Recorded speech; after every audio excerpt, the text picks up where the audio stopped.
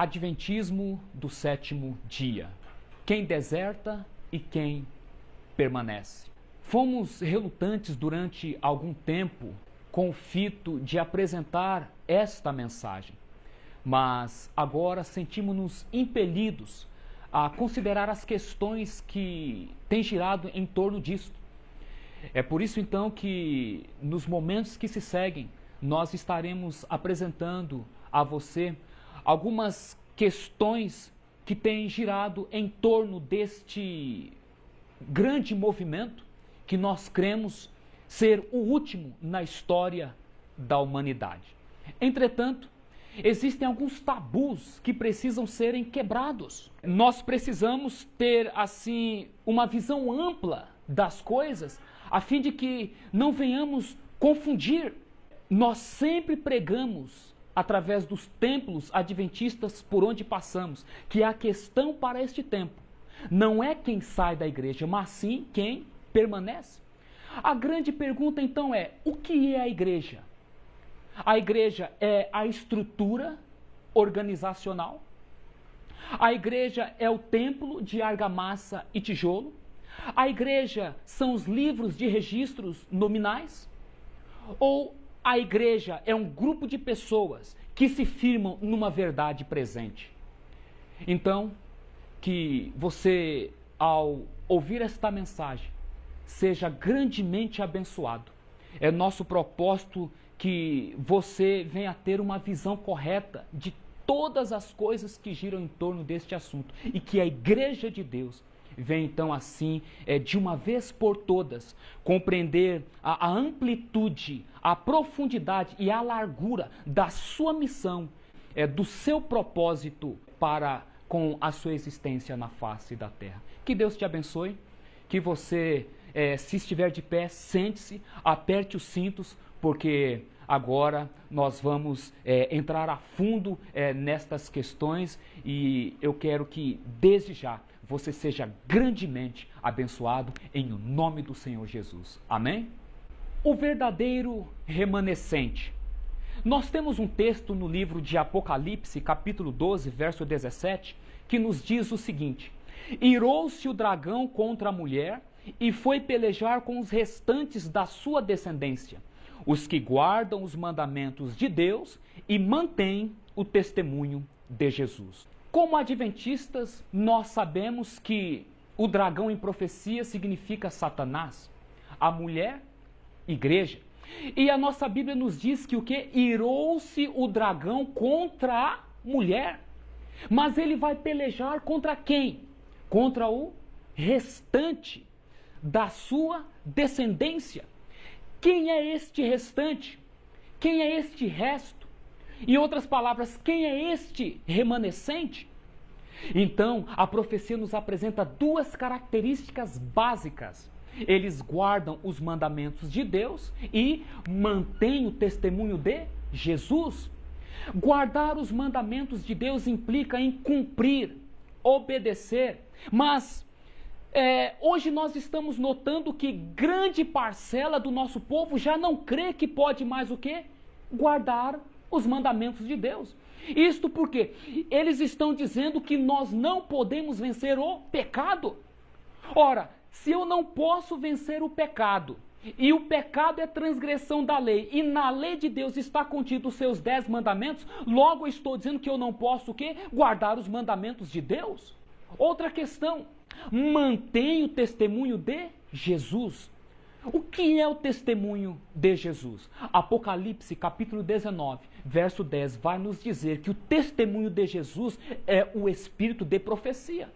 E nós temos crido que o espírito de profecia, o dom profético, manifestou-se através do ministério de Ellen G. White, nascida em 1827, iniciando-se este ministério aos 17 anos de idade e ao longo de 70 anos realizou a sua obra em cumprimento do seu chamado divino, que alcançou o termo no ano de 1915, quando da sua morte. Manter o testemunho de Jesus é crer nas mensagens que Deus, através desta mensageira, deixou registrado para cada um de nós. Mas existe uma declaração dela que diz o seguinte: unicamente pai e filho devem ser exaltados. Meditação matinal, Filhos e Filhas de Deus, página 58. Unicamente pai e filho devem ser exaltados? Quantas pessoas nós temos apresentado aí? 2. Entretanto, posso eu dizer que estou mantendo o testemunho de Jesus se agora eu estou exaltando 3? Sim, porque mais adiante nós vamos perceber que a questão é séria. Manter o testemunho de Jesus é levar à risca os ensinos contidos ali. É por isso que o quê? O dragão vai se irar contra a igreja, mas ele vai perseguir quem? A igreja? Não, ele vai perseguir o remanescente, um grupo de pessoas que estão crendo que podem guardar os mandamentos de Deus e estarão mantendo o testemunho de Jesus, não de boca, mas de fato e em verdade. É por isso que agora nós vamos entrar dentro de algumas questões que você vai então perceber e vai ter a chance de se auto-questionar e ver se você está se identificando com esta classe ou não. Adventismo, uma breve história. Vamos então fazermos uma breve consideração sobre Adventismo, uma breve história. Nós precisamos compreender as origens deste movimento para então entendermos o que está acontecendo na atualidade. Nós temos um gráfico que nós fizemos e temos ali uma linha de acontecimentos que alcançam os nossos dias, chegando até o fim do tempo. E nós começamos a partir do tempo do fim. O tempo do fim, nós temos crido, começou em 1798, ao término da profecia dos 1260 anos, quando que? Da queda da supremacia papal. O papado exerceu a sua supremacia durante toda a Idade Média, a partir do ano 538 até o ano de 1798, quando então o general Berthier, sob ordem de Napoleão, prendeu o Papa Pio VI e confiscou ali as suas terras em partes e o derrubou do poder. Nós, como adventistas do sétimo dia, temos crido que o ano de 1798 assinala o início do tempo do fim.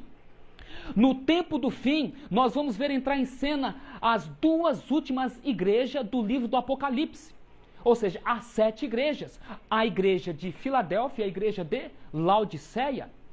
Primeiro, a igreja de Filadélfia, que é marcada então com o movimento millerita, na pessoa de Guilherme Miller, no ano de 1831, quando ele o quê?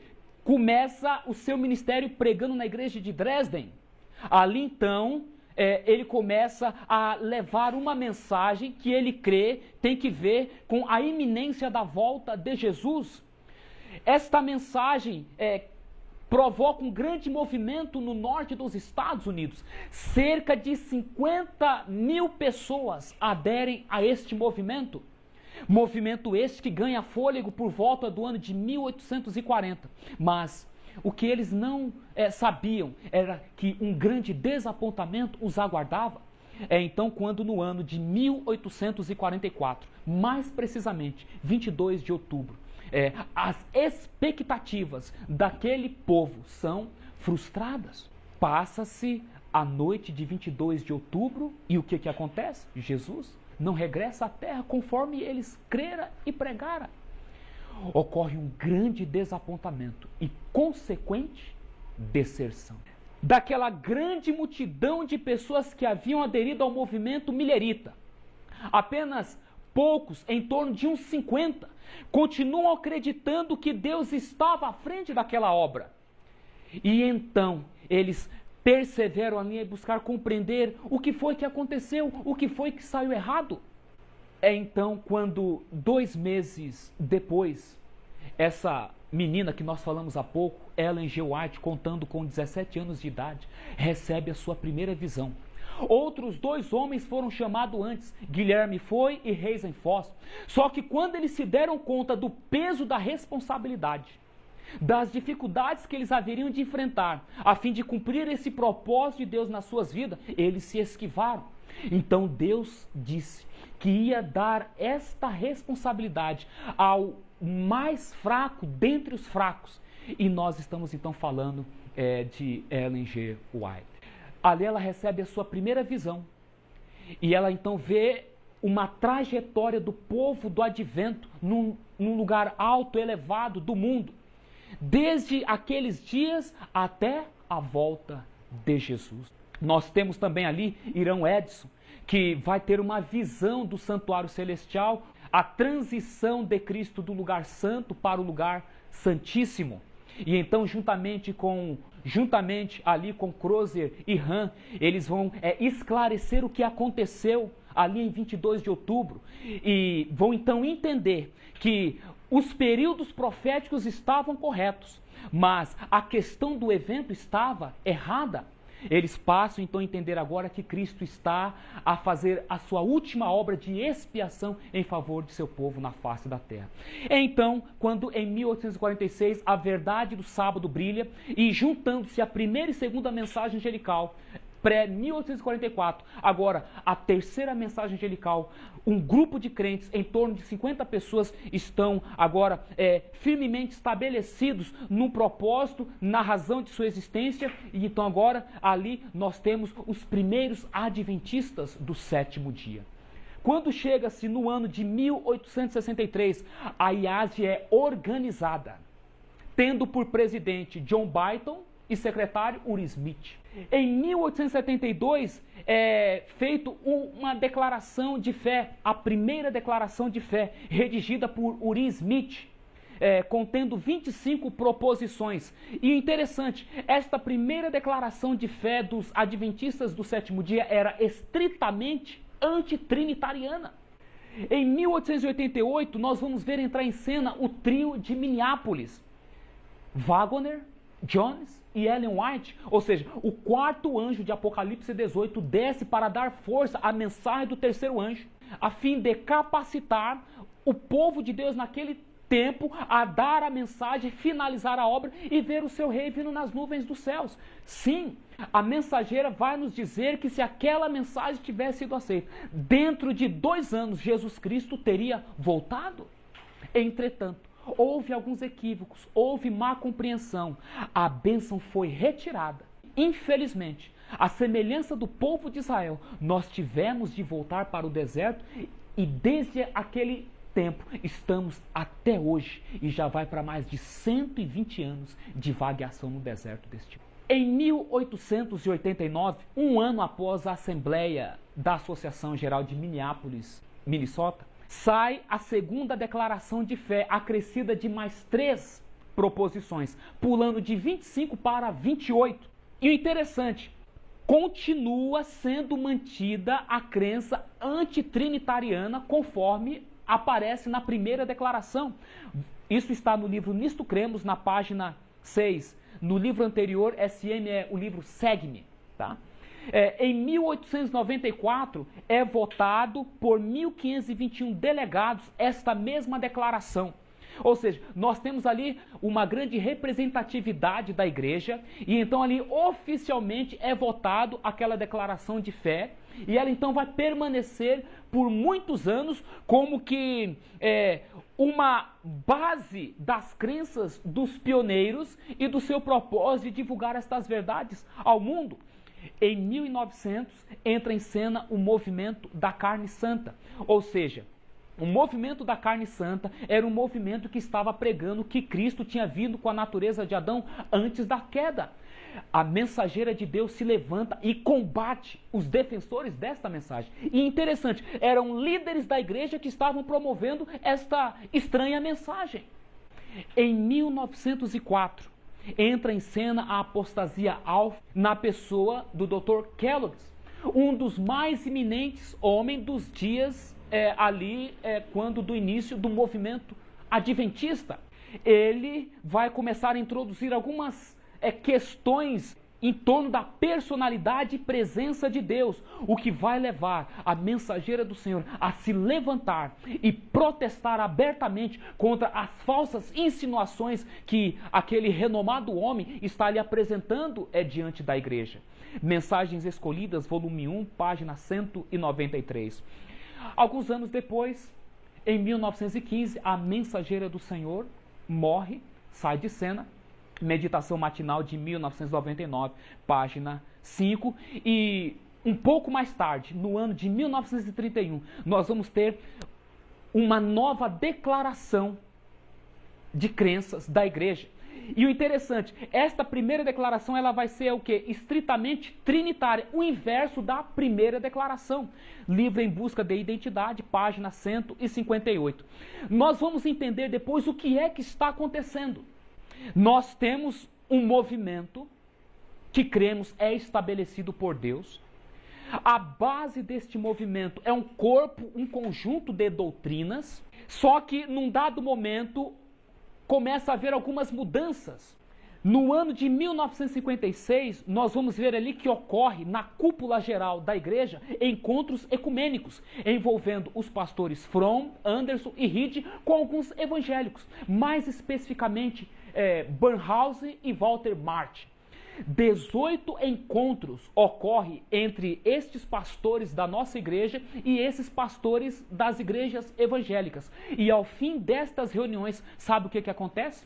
Entra em cena um novo livro, Questões on Doctrine, Questões em Doutrina, trazendo algumas de nossas crenças modificadas. Isso vai fazer com que um dos mais eminentes teólogos da igreja, o pastor M.L. Andrisa, se levante em protesto. Escreve ali em torno de 7 cartas e endereça às igrejas, dizendo que o quê? A nossa igreja, a nossa organização está sendo vendida rio abaixo. Qual é o resultado? Por levantar a sua voz em protesto, M.L. Andrisa é excluído, tem as suas credenciais cassadas. E hoje ele é lembrado pelos eminentes homens aí da teologia adventista como um lunático. Andrisa foi um contemporâneo de Ellen G. White. Andrisa viu Ellen White face a face.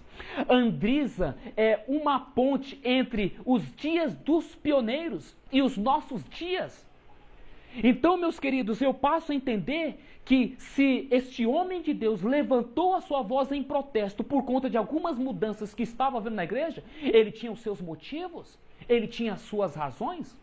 No ano de 1980, então ter uma nova declaração de fé agora oficialmente votada. Isto porque a mudança de 1931 foi feita por apenas 4 homens, F.M. Wilcox, mais 3 auxiliares.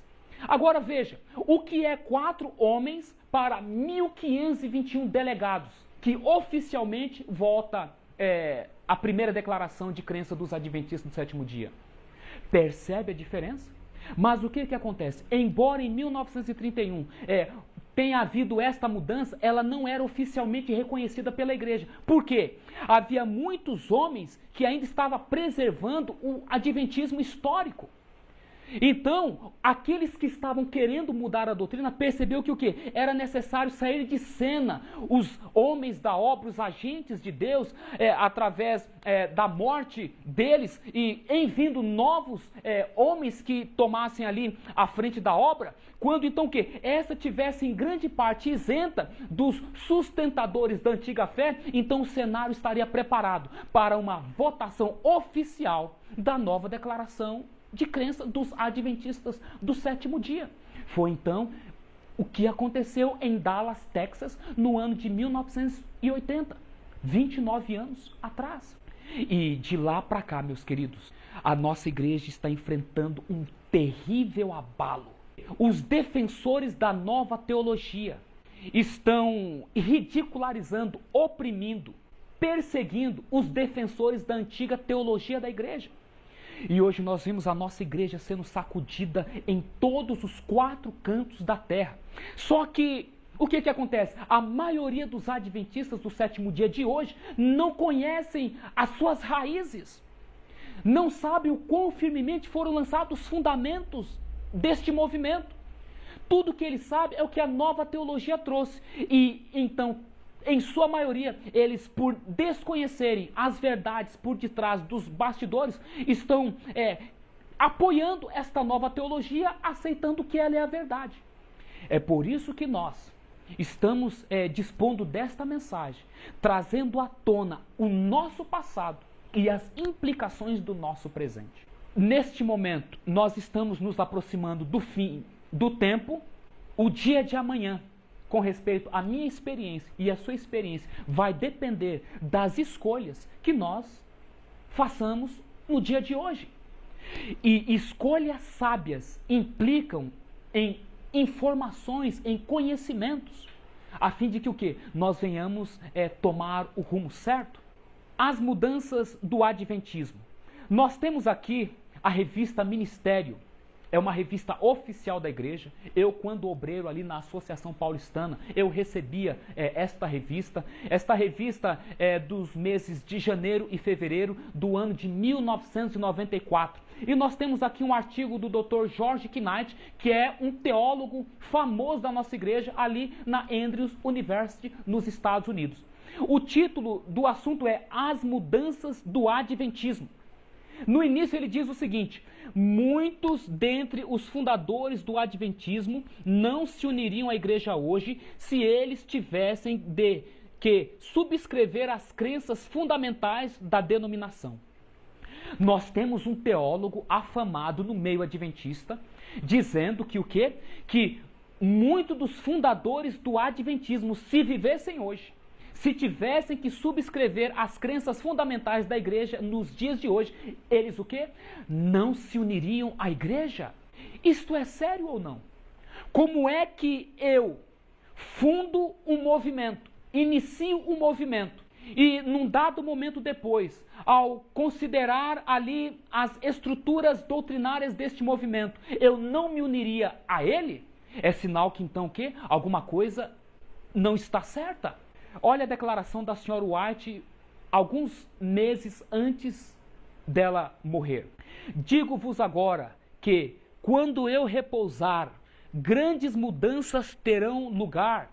Eu não sei quando serei levada, e desejo avisar a todos contra os ardis do diabo. Eu quero que o povo saiba que eu os avisei plenamente antes da minha morte. Manuscrito 1, 24 de fevereiro de 1915. O que foi que a mensageira do Senhor disse um pouco antes de morrer? Que haveriam mudanças no movimento. E ela disse que isso a preocupou de tal forma que ela o quê? Ela queria ter a consciência tranquila de que o povo foi avisado. E nós que estamos vivendo hoje, algumas décadas depois, podemos entender que esta profecia se cumpriu ou não? Literalmente. As grandes mudanças se cumpriram sim. E nós temos um teólogo da igreja confirmando, ainda que inconscientemente, confirmando esta verdade. 1854, 50 anos, 1904, dias pioneiris. Que influência é essa que desejaria levar os homens neste período de nossa história a trabalhar de modo subreptício e poderoso para solapar os alicerces de nossa fé? Alicerces que foram lançados no princípio de nossa obra mediante devoto estudo da palavra e pela revelação? Sobre esses alicerces temos estado a construir nos últimos 50 anos Mensagens Escolhidas, volume 1, página 207, ano 1904. Eis minha mensagem para vós: não mais consintais em escutar sem protesto a perversão da verdade. Fui instruída a advertir nosso povo, pois muitos se encontram em perigo de receber teorias e sofismas que solapam as colunas de nossa fé. Idem, página 196. Que declaração impressionante, meus queridos. Aqui está dizendo a mensageira quem é estes homens que estão procurando solapar os alicerces de nossa fé? Alicerces esses que foram estabelecidos nos últimos 50 anos? Qual foi o ano mesmo que ela fez esta declaração? Nós vamos ver que foi no ano de 1904. Quando você subtrai 50 anos de 1904, você vai chegar em que ano? No ano de 1854. Ou seja, durante este período, meus queridos, os alicerces de nossa fé foram que firmemente estabelecidos. E ela disse o seguinte, que quando a gente vê alguém tentando lançar por terra estes alicerces, a gente deve ouvir isso e ficar calado? Nós devemos protestar, nós devemos falar, porque os pioneiros estavam a construir sobre estes alicerces. A única coisa, meus queridos, que os posteriores adventistas que viriam na sequência, quando então aceitassem as mensagens pregadas pelos pioneiros, o que eles deveriam fazer? Continuar construindo. Os alicerces já estavam lançados, os fundamentos já estavam estabelecidos. 1930, 50 anos, 1980, dias pós-pioneirice. O inimigo das almas tem buscado introduzir a suposição de que uma grande reforma deveria ter lugar entre os adventistas do sétimo dia e que essa reforma consistiria em renunciar às doutrinas que permanecem como pilares de nossa fé e engajar-se num processo de reorganização. Caso essa reforma tivesse lugar, o que resultaria? Os princípios da verdade que Deus em sua sabedoria tem concedido à igreja remanescente seriam descartados, nossa religião teria mudado, os princípios fundamentais que têm sustentado a obra durante os últimos 50 anos seriam considerados erro, uma nova organização seria estabelecida. Livros de uma nova ordem seriam escritos, um sistema de filosofia intelectual seria introduzido. Os fundadores desse sistema iriam às cidades e realizariam uma maravilhosa obra. O sábado, logicamente, seria considerado levianamente, bem como o Deus que o criou. Nada seria permitido permanecer no caminho do novo movimento. Os líderes ensinariam que a virtude é melhor do que o vício, mas Deus, sendo removido, eles depositariam sua dependência no poder humano, o qual sem Deus é sem valor. O seu fundamento seria edificado sobre areia, e a tempestade e a tormenta levariam de roldão a estrutura. Especial Testemunho, série B, 7, página 39 ao 40. Ou Mensagens Escolhidas, volume 1, página 204. Ano 1903. O que nós temos aqui? Nós temos aqui o inimigo das almas buscaria introduzir a ideia no meio do povo adventista do sétimo dia de que devia haver algumas reformas e que esta reforma consistiria em quê? Em mudar as doutrinas. Nós temos ali, meus queridos, duas igrejas, a igreja remanescente e a nova organização. A igreja remanescente foi estabelecida nos últimos 50 anos da história da igreja adventista. A nova organização, nós vamos perceber que vai ser o quê? Nos outros 50 anos, que vai de 1930 a 1980, com uma nova declaração de fé. A minha pergunta é, a que igreja você pertence? A igreja remanescente ou a nova organização? Sim, é sério, é interessante essa pergunta sim, porque o quê? Hoje nós temos duas igrejas dizendo-se, alegando-se serem adventistas do sétimo dia, mas não são a mesma igreja, porque elas estão firmadas em fundamentos diversos, diferentes um do outro. Aqui vem dizendo que o quê? Livros de uma nova ordem seriam introduzidos, os ensinos dos pioneiros seriam considerados erros, seria implantada uma nova organização. O Deus crido pelos pioneiros não seria o Deus crido por essa nova organização. E o interessante, aqui está dizendo que o fundamento dessa nova organização seria edificado sobre areia. O contrário do fundamento da igreja remanescente, que foi estabelecido sobre a rocha. E o que foi que disse a mensageira? Que a tempestade viria e lançaria tudo por terra. A questão é séria ou não, gente? A igreja remanescente versus a nova organização. A maioria dos fundadores do adventismo do sétimo dia não poderia unir-se à igreja hoje se tivesse de concordar com as 27 crenças fundamentais da denominação. Ver Manual da Igreja, página 9 ao 19, Em Busca de Identidade, página 16, 2006.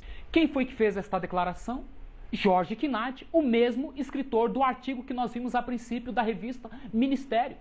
Ele está confirmando no livro Em Busca de Identidade, publicado pela CPB, que se os pioneiros estivessem vivos hoje, eles não se uniriam à igreja. Por conta do quê? Das declarações doutrinárias apresentadas no Manual da Igreja. É adequado que o adventista do sétimo dia avance em direção contrária ao pensamento da ampla maioria dos pioneiros que eram claramente antitrinitarianos? Entre os pioneiros temos de incluir Ellen White, A Trindade, páginas 12 e 17. Espera aqui. Aqui estão os escritores do livro A Trindade e são os teólogos da Andrews, viu? 3 teólogos da Andrews escreveram este livro em defesa da nova teologia trinitariana, e eles estão dizendo se é adequado, se é correto nós avançarmos numa direção contrária aos pioneiros fundadores do Adventismo do sétimo dia, que eram o quê? Claramente antitrinitarianos. Então, mais adiante, eles vão dizer que o quê? Que entre os pioneiros fundadores do Adventismo do sétimo dia, nós temos de incluir Ellen White. Gente, impressionante. Em outras palavras, ele está dizendo se é adequado ir contra Ellen White. Porque eles próprios estão dizendo que Ellen White é uma pioneira. E se eles estão avançando numa direção contrária à crença dos pioneiros, que eram claramente antitrinitarianos, eles estão indo contra quem também? A Mensageira. Eu fico observando como é que a mente dos nossos queridos está envenenada com o vinho de Babilônia. Porque nós começamos a fazer declarações, nós começamos a escrever coisas que, sem perceber, nós mesmos estamos nos autocontradizendo. Aqui está dizendo, meus queridos, de fato, a nova declaração de fé da igreja é contrária à antiga declaração da igreja. Os alicerces dos pioneiros. Tive a esperança de que houvesse uma reforma cabal e de que fossem mantidos os princípios pelos quais nos batemos nos dias primitivos e que foram apresentados no poder do Espírito Santo. Muitos do nosso povo não reconhecem quão firmemente foram lançados os alicerces de nossa fé. Mensagens Escolhidas, volume 1, página 206, de 1904. Veja bem, aqui está a mensageira dizendo que ela tinha esperança de que o quê? Fosse mantido os princípios pelos quais os pioneiros se bateram no início da obra. Ela vem dizendo que esperava que houvesse uma reforma, mas não estamos falando aqui de uma reforma doutrinária. Nós estamos falando aqui de uma reforma comportamental. Mas no texto que nós lemos tempo atrás, lá vem falando de uma reforma, mas que tem que ver o quê? Com uma reforma doutrinal. Não tem nada a ver uma coisa com a outra, porque ela está dizendo aqui que o quê? Que ela esperava que fossem mantidos os princípios, os alicerces sobre os quais foram estabelecidos a fé da igreja. Então, note só, nós temos 2 tipos de reforma aqui, meus queridos. Uma reforma defendida pela Mensageira, que implica na questão comportamental, e uma reforma defendida pelos defensores da nova teologia, que tem que ver com uma mudança doutrinal. 2 coisas diferentes. Não tem nada a ver uma coisa com a outra. Reuníamos sentindo angústia de alma, a fim de orar para que fôssemos um na fé e na doutrina. Vida e Ensino, página 192, 1901. Para que os pioneiros se reuniam? Eles se reuniam para que eles fossem um na fé e na doutrina. A igreja remanescente, meus irmãos, dos primeiros 50 anos do movimento adventista do sétimo dia, era uma igreja unida. Eles tinham uma visão do propósito de Deus para a sua existência, porque eles buscavam a Deus a fim de que o quê? Eles laborassem em unidade, num só pensamento, num só sentimento. Ela continua dizendo: assim o alicerce da igreja adventista do sétimo dia foi lançado mediante o fiel estudo da palavra de Deus. E quando os pioneiros se viam incapazes de avançar, Ellen White recebia luz, Primeiros Escritos, página 23. Os alicerces da Igreja Adventista do sétimo dia, meus queridos, foram firmemente estabelecidos. Porque os homens de Deus, eles buscavam a Deus em estudo e em oração. E quando chegava a algum ponto que eles tinham dificuldade ali de compreensão, então Deus tomava a sua serva em visão, meus queridos, e revelava-lhe a luz. Então o que? A verdade era confirmada.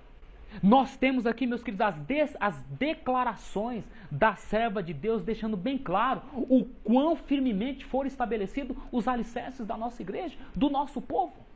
Declaração de Crenças 1894. Que existe um só Deus, pessoal, um ser espiritual, o Criador de todas as coisas, onipotente, onisciente e eterno, infinito em misericórdia, santidade, justiça, bondade, verdade e misericórdia, imutável e presente em todos os lugares por seu representante, o Espírito Santo. Yearbook anual. Que existe um Senhor Jesus Cristo, o Filho do Eterno Pai, o único por quem foram criadas todas as coisas e por meio de quem elas existem, que ele tomou a natureza de Abraão para a redenção de nossa raça caída, que ele residiu entre os homens cheio de graça e verdade, viveu nosso exemplo. Yearbook anual. Nós temos aqui a Declaração de Crenças de 1894, votada pelos 1.521 delegados da igreja. Nós temos a primeira declaração de crença que vem mostrando que o quê? Os pioneiros criam no Deus único e não num Deus trino. O Deus que os pioneiros apresentavam na primeira mensagem angelical, que diz, temei a Deus e dá-lhe glória, vem nos falando que o quê? Era o Deus único. O Deus hoje que a nova teologia apresenta na primeira mensagem angelical é um Deus trino. Então veja bem, meus queridos, será que nós como povo estamos pregando a primeira mensagem angelical em verdade? Porque o Deus é diferente.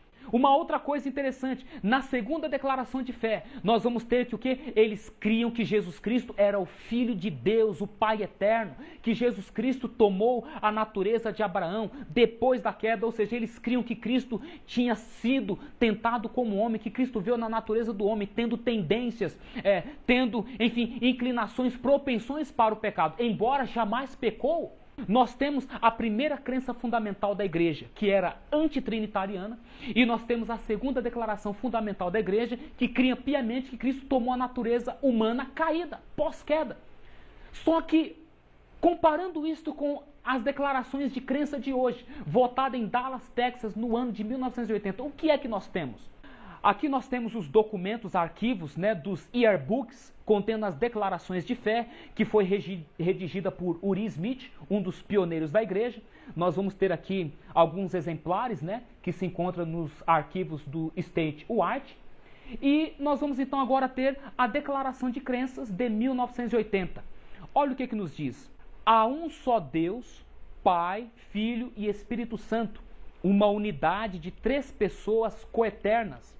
Para sempre é digno de culto, adoração e serviço por parte de toda a criação. Crenças Fundamentais, número 2, do livro Nisto Cremos, página 31. Deus, o Filho Eterno, encarnou-se em Jesus Cristo. Por meio dele foram criadas todas as coisas. É revelado o caráter de Deus, efetuada a salvação da humanidade e julgado o mundo. Crenças Fundamentais, número 4, Nisto Cremos, página 56. O que nós temos aqui? A Declaração de 1980 é completamente contrária à Declaração de 1894. Percebeu? Aqui na primeira declaração estão eles afirmando que o quê? A igreja agora crê num Deus, Pai, Filho e Espírito Santo. E a segunda declaração que nós lemos aqui vai dizer que o quê? Que eles creem que Jesus já não é mais o Filho de Deus, é o Deus Filho, através de quem foram criadas todas as coisas. Espera aqui, está diferindo da crença dos pioneiros esta declaração atual ou não? Completamente. Está diferindo, sim. Começa a entender, porque George Knight diz que se os pioneiros estivessem vivos hoje, que se eles tivessem de subescrever as declarações de crença da igreja nos dias de hoje, eles não se uniriam à igreja? Porque houve uma mudança. Conforme foi dito pelos teólogos da Andrews, eles o que? Avançaram num caminho contrário ao pensamento, à crença dos pioneiros que eram antitrinitarianos. A questão é séria ou não, gente? Sabe por que eu digo isso? Porque se os pioneiros que fundaram esta igreja não se uniriam a ela hoje, o que nós estamos fazendo dentro dela? Se eles fundaram, se eles estabeleceram, se eles ali estavam diante de uma mensageira que estava sendo usado ali perante eles por Deus, se eles foram que passaram pelo desapontamento de 1844, se eles foram que se organizaram, enfim, se eles foram os primeiros nesta obra, meus irmãos, e estando vivo hoje, não se unirem à igreja, então eu devo me preocupar? Poxa, o que eu estou fazendo aqui? Onde está o problema? A questão é para fazer-nos pensar, sim. Vamos ver aqui algumas declarações destes pioneiros com respeito às questões que estão girando em torno aí das doutrinas que foram mudadas pela igreja. Tiago White declara: a maior falha que podemos achar na reforma é que os reformadores pararam de reformar. Se tivessem ido em frente até deixar todo o vestígio do papado para trás, como a imortalidade natural, a aspersão, a trindade e a guarda do domingo, a igreja estaria agora livre de seus erros antibíblicos. Review and Herald, 7 de fevereiro de 1856. Você vai localizar isso no livro Em Busca de Identidade, na página 113. Que uma pessoa seja 3 pessoas e que 3 pessoas sejam uma só pessoa é uma doutrina que nós podemos proclamar ser uma doutrina contrária à razão e ao senso comum. Tiago White, 6 de julho de 1869. O que é que nós temos aqui? Uma declaração de Tiago White, que foi casado com Ellen G. White, e ele está dizendo que o quê? A trindade, como outros ensinamentos, é um ensinamento anti-escriturístico, antibíblico. Ele está dizendo, meus queridos, que o quê? A ideia de que uma pessoa é 3 e de que 3 pessoas é uma, é contrária à razão e ao senso comum. Quando eu não tinha esta luz, eu dava estudos bíblicos e eu então ali ensinar a trindade. Irmãos, as pessoas me perguntavam, mas como pode ser isso, Alexandre? E eu tentava, eu me desdobrava, meus irmãos, para tentar explicar para a pessoa que... Mas espera, como? Olha, gente, Deus é maravilhoso. Como Deus tem misericórdia de nós, meus irmãos. Porque a gente vai tentar pôr na cabeça de uma pessoa, explicar para uma pessoa uma coisa que não tem fundamento, que não tem lógica. E enquanto a bondade de Deus, meus queridos, não nos alcança a fim de nos despertar, a gente não se dá conta da gravidade do problema. Não que Deus de antemão não nos procure, é que geralmente, sabe o que nós fazemos? Nós pensamos que sabemos tudo. O problema de Laodiceia, sabe o que é? Pensa que sabe tudo, que não tem falta de nada. Mas se nós formos humildes, se nós formos abertos e permitir que as nossas aparentes crenças sejam então ali pesadas na balança da verdade, nós vamos então ter o colírio do Espírito Santo que vai nos ajudar a enxergar coisas que até então nós não enxergávamos. Então nós temos aqui uma declaração de Tiago White, que foi marido de Ellen White. Agora, se este homem estava errado, irmãos, Deus ia permitir que a sua serva se casasse com ele? Porque ele era antitrinitariano. Deus ia permitir, meus queridos, que a sua mensageira deitasse ao lado desse homem por muitos anos e não desse a ela uma revelação mostrando que ele estava errado, porque a questão de adoração é uma questão séria, irmãos. A questão da deidade é uma questão séria. O ponto da adoração é o ponto central da religião. Se você não tiver uma compreensão correta de quem é o seu Deus, você vai estar cometendo um grave erro no que tange o aspecto adoração. Nós procuramos deixar isso bem claro num DVD que nós gravamos chamado A Trilogia da Trasladação. Ali nós vimos tratando de forma bastante clara as questões em torno deste assunto. Testemunho da profetisa. Surgirão homens e mulheres proclamando possuir alguma nova luz ou alguma nova revelação, e cuja tendência é abalar a fé nos marcos antigos. Testemunhos Seletos, volume 2, página 107. O que a mensageira revelou aqui? Que vai surgir homens dizendo que tem uma nova luz, e qual é a tendência desta nova luz? É abalar o quê? A fé nos marcos antigos. Quais são os marcos antigos? São as doutrinas cridas pelos pioneiros. Estes são os marcos antigos que a mensageira está se referindo. Existem 1000 tentações disfarçadas, preparadas para os que têm a luz da verdade. E a única segurança para qualquer de nós está em não recebermos nenhuma nova doutrina, nenhuma interpretação nova das Escrituras, antes de submetê-la à consideração dos irmãos de experiência. Testemunhos Seletos, volume 2, página 104. O que nós lemos aí? Nós não devemos receber nenhuma nova doutrina, nenhuma interpretação nova das Escrituras, além daquela que os pioneiros tinham. Antes o quê? De perguntar aos homens de experiência. Quem são esses homens de experiência mencionados pela senhora White aqui, irmãos? Eram os pioneiros. Os homens designados por Deus para estabelecerem este movimento. Agora, será que os teólogos e pastores atuais aceitaram uma nova doutrina sem consultar os pioneiros? Com certeza. A verdade é tão óbvia que se estes pioneiros estivessem vivos hoje, como nós já vimos, eles o quê? Não se uniriam a esses pastores atuais. Nós estamos vivendo um momento presente hoje dentro da igreja. E nós vamos ver mais adiante, que é o cumprimento de uma outra profecia da senhora White. A apostasia ômega. Nós vamos ver mais adiante. E infelizmente a maioria dos adventistas do sétimo dia, os milhares, não estão se dando conta. Urge a necessidade dos servos e das servas de Deus se levantarem conforme a ordem da mensageira de Deus e protestar contra a perversão da palavra de Deus, a fim de que, quem sabe, os poucos honestos e sinceros que estão no meio da igreja se despertem e saiam deste engano, cujo caminho é a perdição. J.N. Andrews declara: a doutrina da Trindade foi estabelecida na igreja pelo Concílio de Nicéia em 325. Essa doutrina destrói a personalidade de Deus e seu Filho Jesus Cristo, nosso Senhor. A forma infame como foi imposta à igreja aparece nas páginas da história eclesiástica, que causa aos que acreditam na doutrina corar de vergonha. Revista Adventista, 6 de março de 1855. Andrews, um dos mais capazes homens do adventismo, Ellen White declarou nos seus dias, vem dizendo que o quê? A doutrina da Trindade é uma doutrina que, naqueles que creem nela, é de causar vergonha. A forma como ela foi imposta na cristandade, meus queridos, no século 3 e 4, quando a igreja estava ali, vivendo ali um momento de apostasia, a forma pela qual ela foi estabelecida na igreja é assustadora, meus queridos. Por quê?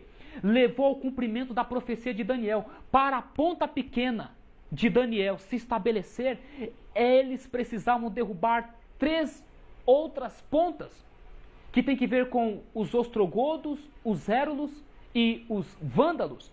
Estes grupos de homens, meus irmãos, eles eram arianos. Eles criam que Cristo foi gerado em algum ponto da eternidade. Eles eram partidários de Ario, como Eusébio, historiador da igreja, era partidário de Ario. Só que a igreja estava querendo estabelecer a Trindade. E para estabelecer a Trindade, tinha que negar a verdade bíblica de que Cristo foi gerado um dia na eternidade pelo Pai. E então o que foi que eles fizeram?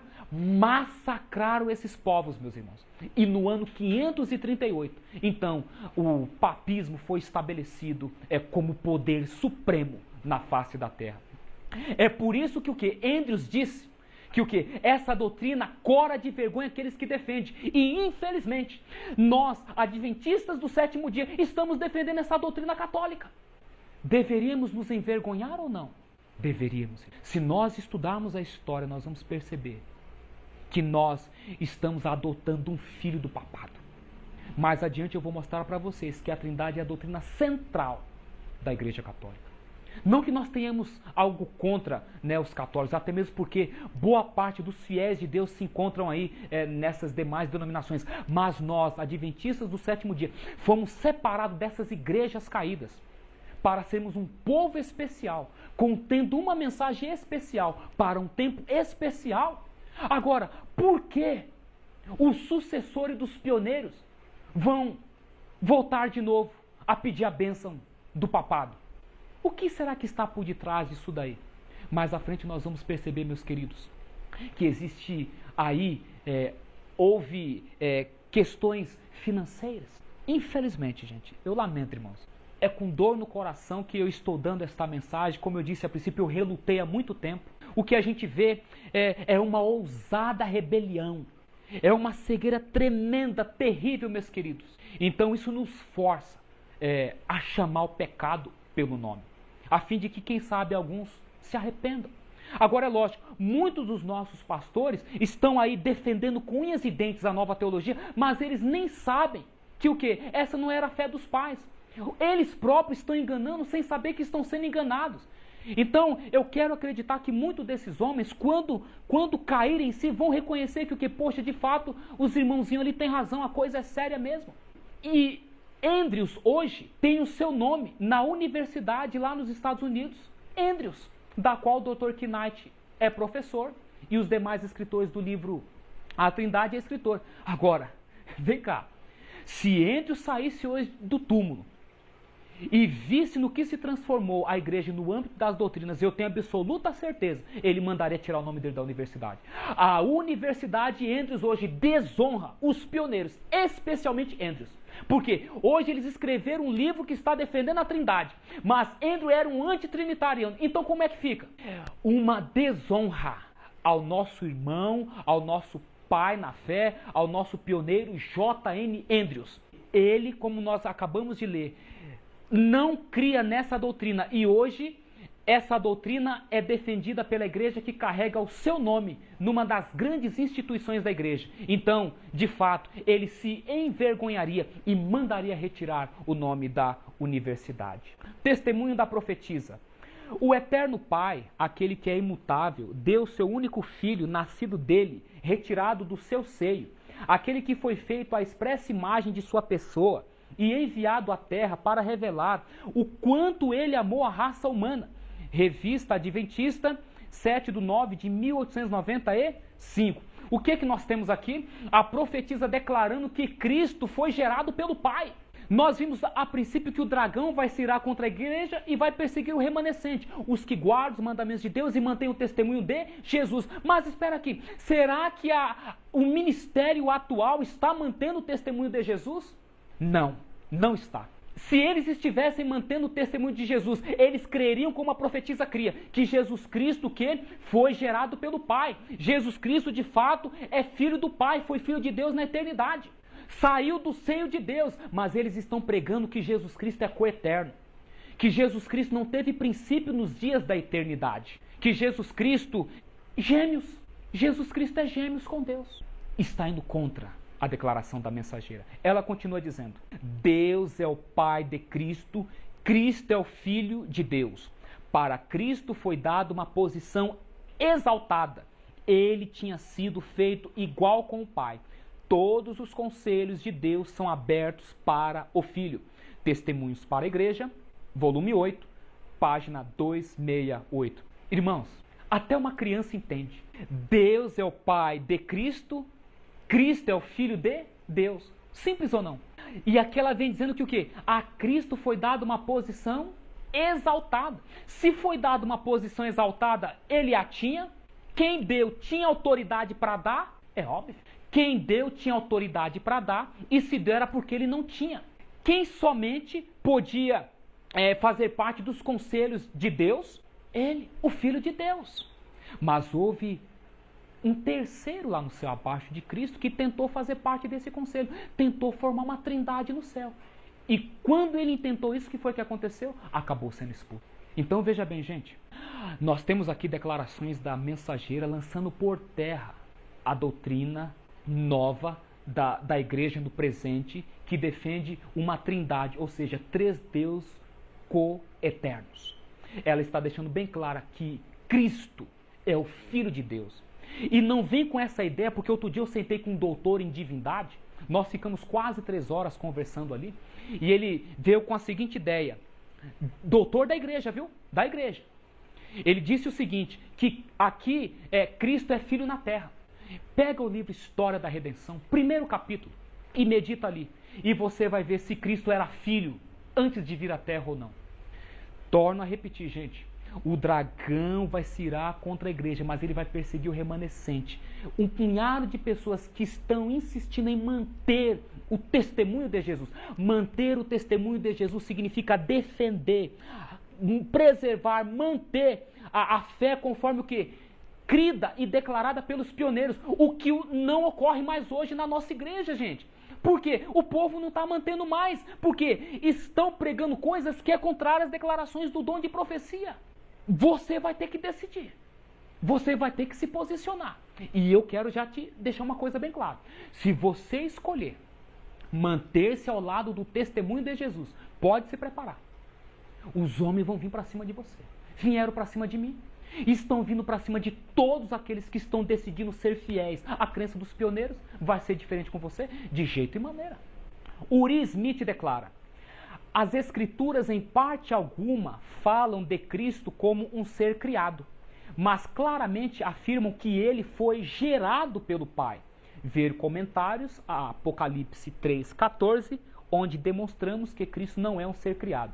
Mas, conquanto, como filho gerado, não possua com o Pai uma coeternidade de existência pretérita, o começo da sua existência é anterior a toda a obra da criação.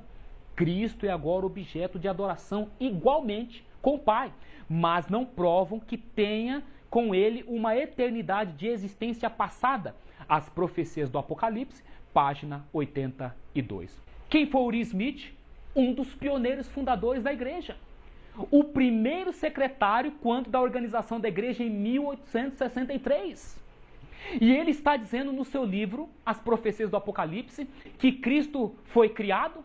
Não. Hoje, os teólogos da nossa igreja estão confundindo os membros para que não aceite o antitrinitarianismo, porque eles vão dizer que o quê? Os antitrinitarianos estão dizendo que Cristo foi criado. Mentira, irmãos. Porque a igreja católica perseguiu o povo de Deus no passado, dizendo que o que eles criam que Cristo foi criado. Não tem nada a ver. A Bíblia ensina que Cristo foi gerado. Gerado não é o mesmo que criado.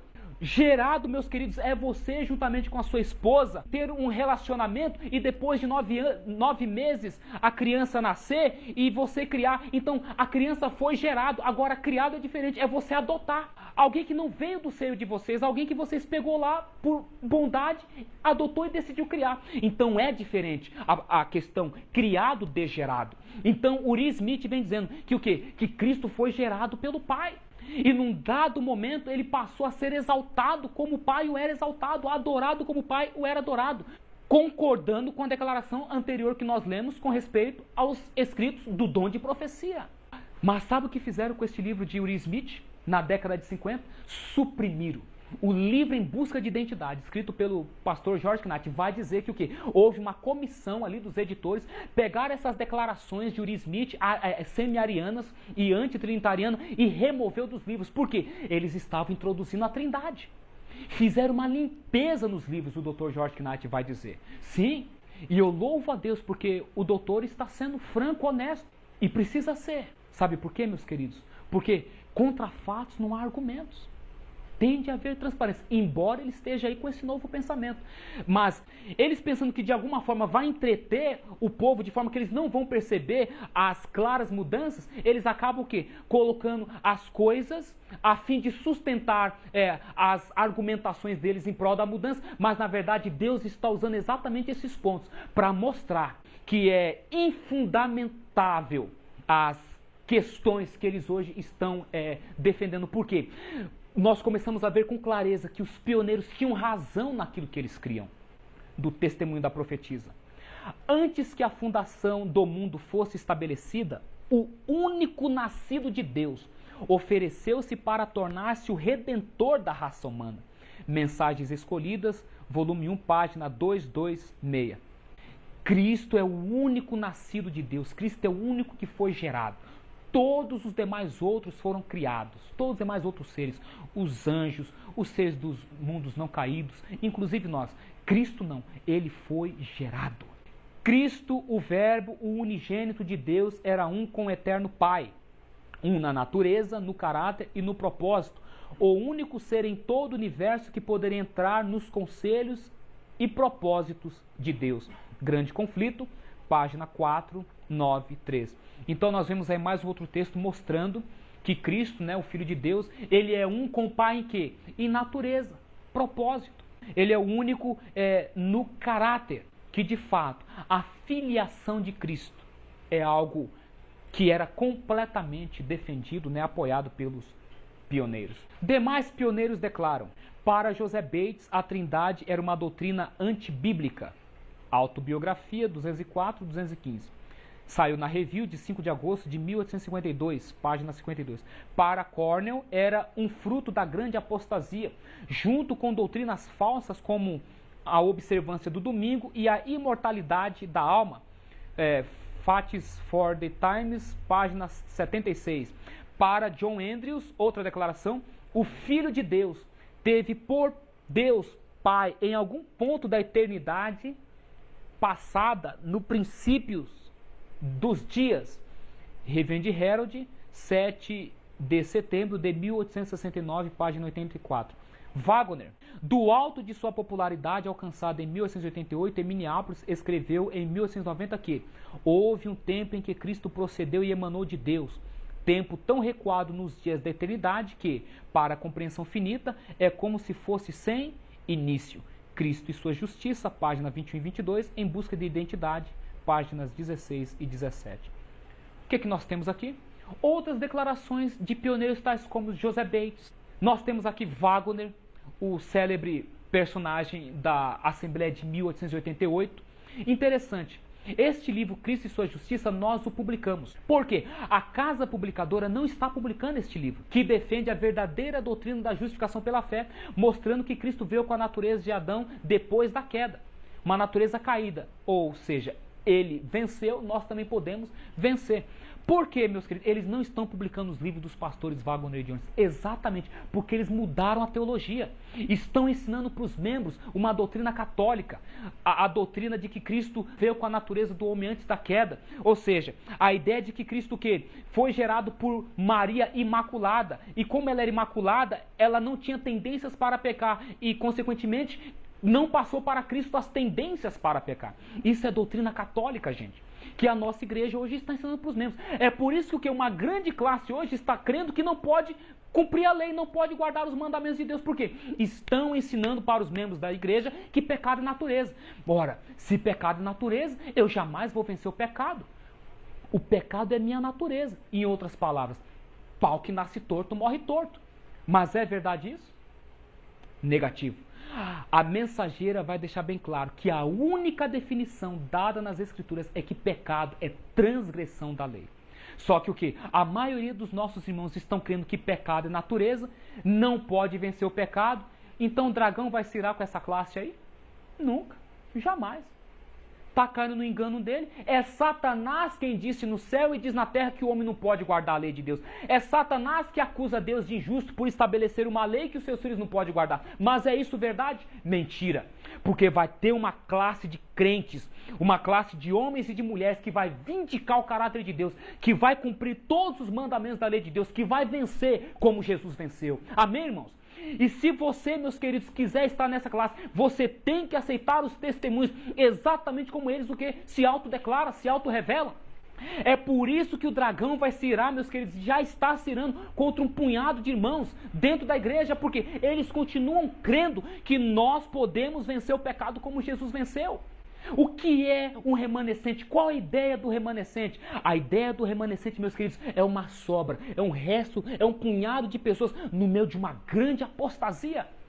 Foi assim nos dias de Israel, meus irmãos. O povo estava ali na apostasia, mas sempre tinha um resto. Tinha o Elias, tinha o Jeremias, tinha o João Batista, tinha os apóstolos.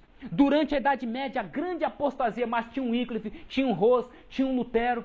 Nos dias dos pioneiros, uma grande apostasia no protestantismo, mas tinha um José Bates, um Tiago White, tinha um Uri Smith, uma Ellen White. E nos dias de hoje, Não é diferente. A igreja caiu na apostasia, afastou-se dos marcos antigos, afastou-se dos alicerces da fé pioneira. Mas tem um resto, e graças a Deus por isso. Tem um resto que está buscando resguardar a lei e o testemunho. Você está fazendo parte deste resto? A minha oração é que você faça parte.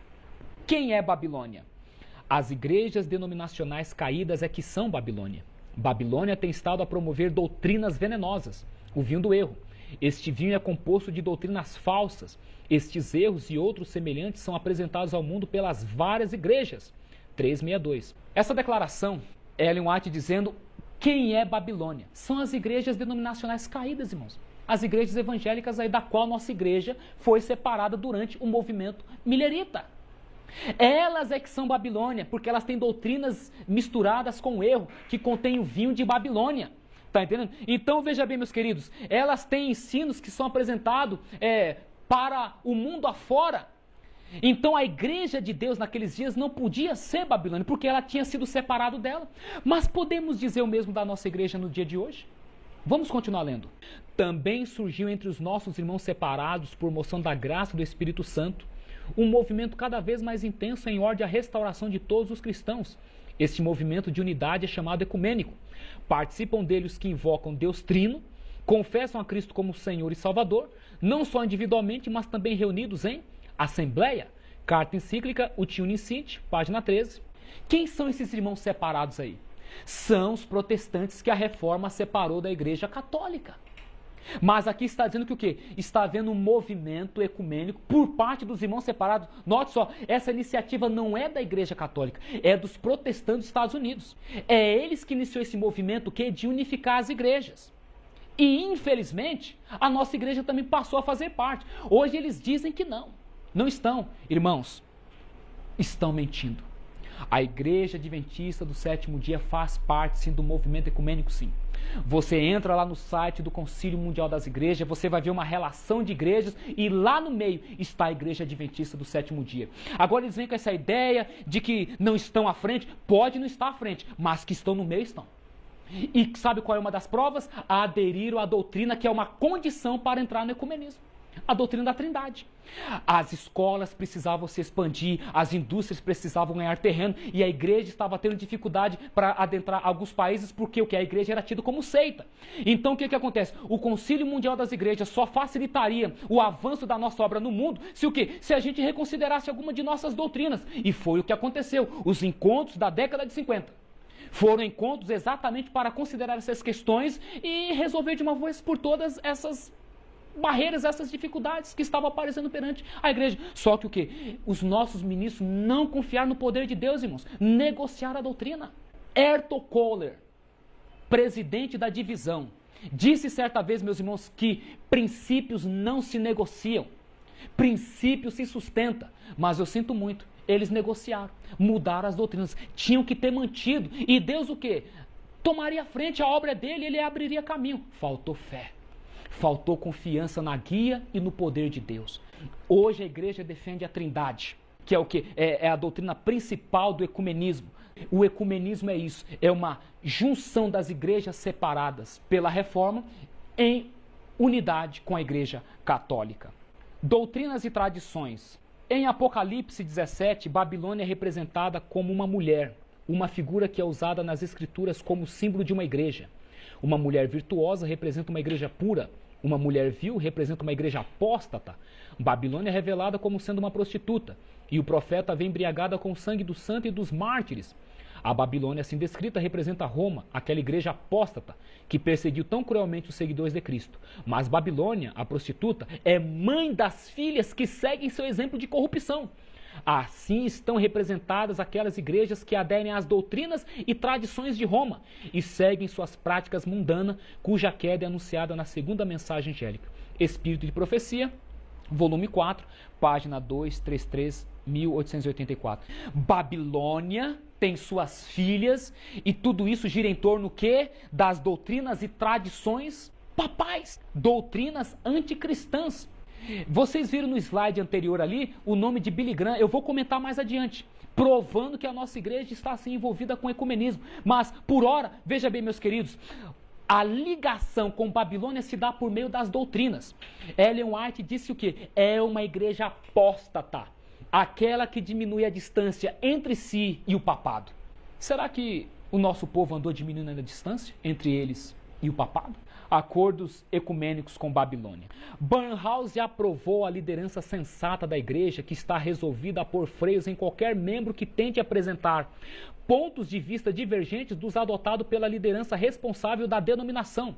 Barnhouse concluiu dizendo estar contente em poder fazer justiça a um caluniado grupo de crentes sinceros e em nossa mente e coração retirá-los da categoria de arrematados heréticos, como as testemunhas de Jeová, os mormons e os cientistas cristãos, para conhecê-los como irmãos redimidos e membros do corpo de Cristo. Eternity, setembro de 1956, e também vai estar no livro Em Busca da Identidade, de George Knight, na página 170. Quem é que está falando aí?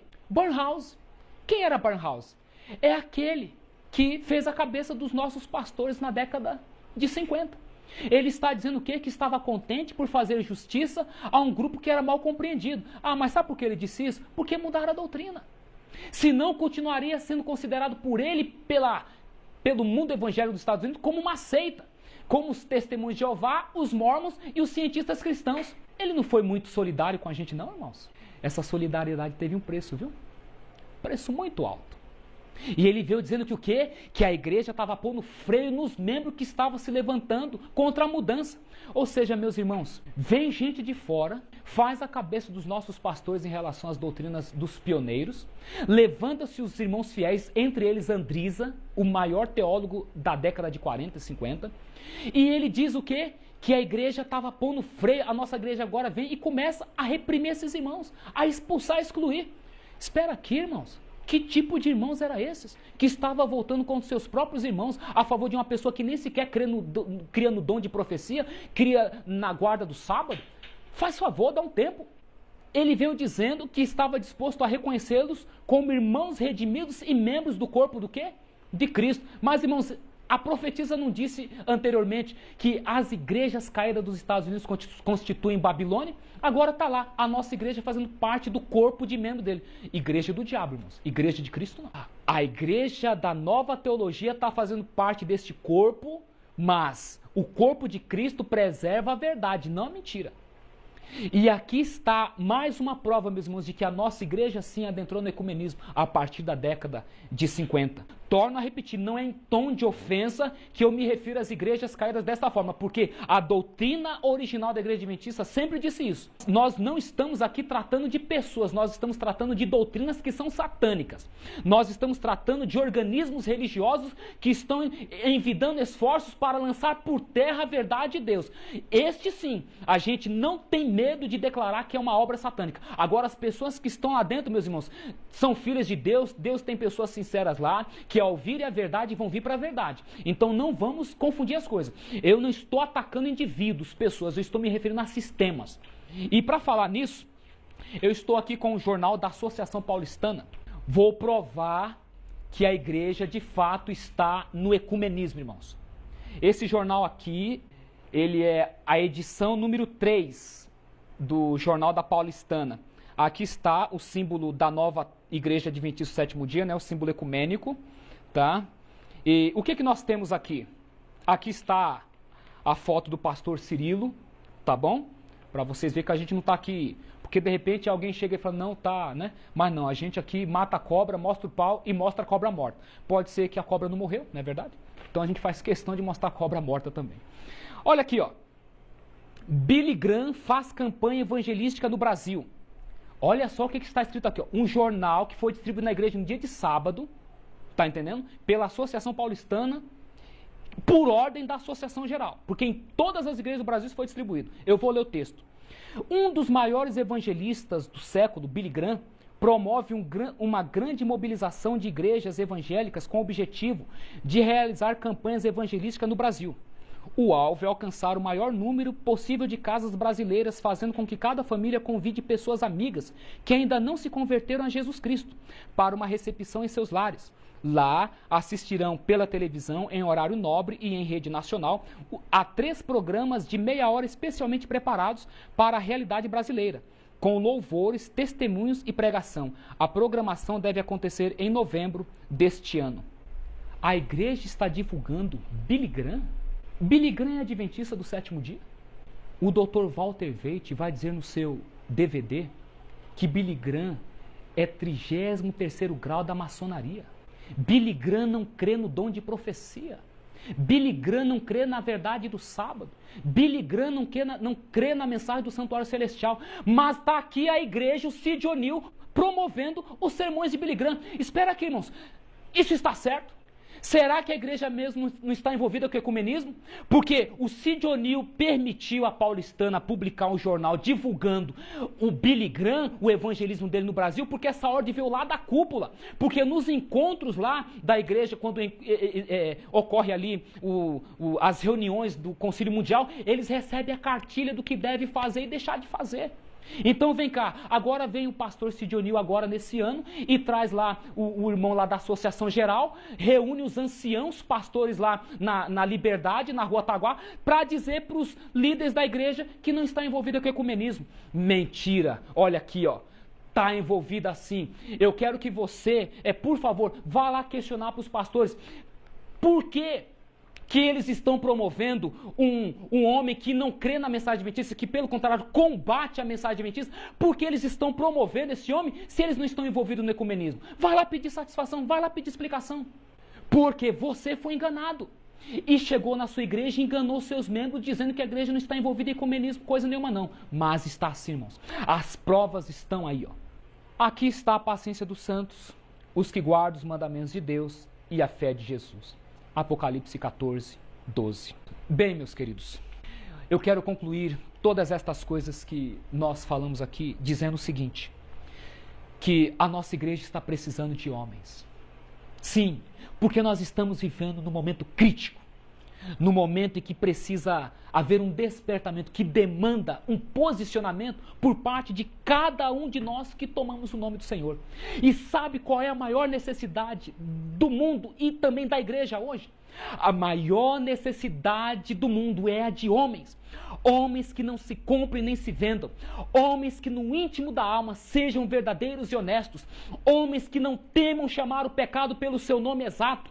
Homens cuja consciência seja tão fiel ao dever, assim como a bússola o é ao polo.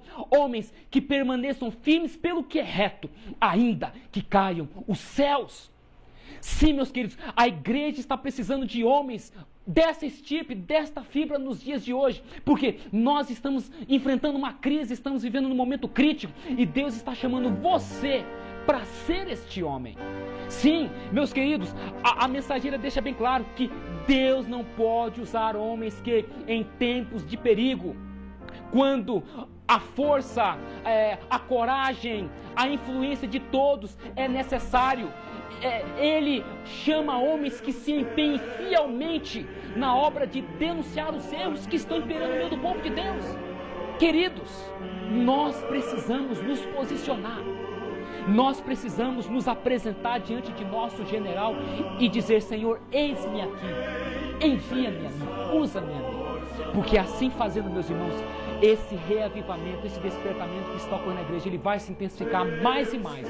E quanto mais e mais isso for, mais e mais nós estaremos abreviando a volta de nosso Senhor e Salvador Jesus Cristo. Isso me faz lembrar do que a mãe me dizia sempre quando criança: meu filho, você paga para não entrar numa briga, mas se te forçarem, você paga para não sair. E sabe, meus queridos, os anos passando, e hoje não se trata de briga de escola, de briga de vida, de briga de vida. Hoje é de uma briga espiritual. Sabe, irmãos, nós estamos numa guerra. Não é guerra de canhões, de caças, não é guerra de armas. É uma guerra entre o bem e o mal, entre a verdade e o erro, entre o santo e o profano, entre a verdade presente e a nova teologia, entre a Bíblia e a tradição, enfim, entre a igreja remanescente e a nova organização. Nós estamos nesta guerra, meus queridos, e essa guerra tem um campo, é a sua mente, é o seu coração. A grande questão é, você vai sair vitorioso ou vai ser derrotado?